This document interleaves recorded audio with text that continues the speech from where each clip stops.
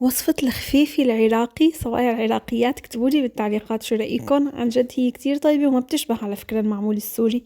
عندي هون تمر حطيت فوقه زبدة وملعقة صغيرة من الهال، حمستن سوا وشكلتن على شكل كرات. العجينة بنقدر نعجنها على ايدنا ومقاديرها تحت الفيديو.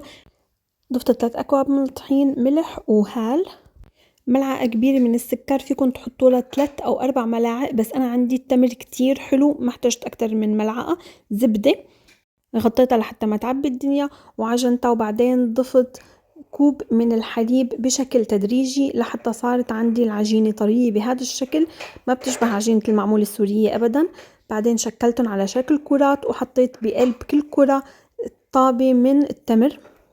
المرحلة المهمة هو انه نحن لازم نرقها كتير بهذا الشكل. انا حسيت انه اذا رقيتها بايدي افضل من بالشوبك، لازم تكون كتير رقيقة. وبعدين في عندي هون بيضة حطيت لها شوية فانيليا مشان الزنخة، ودهنت فيها وش الكعكات، وحطيت سمسم وحبة البركة، وبعدين بالشوكة او باي آلة انتم بتحبوها بتقدروا انه تغزوها بهذا الشكل.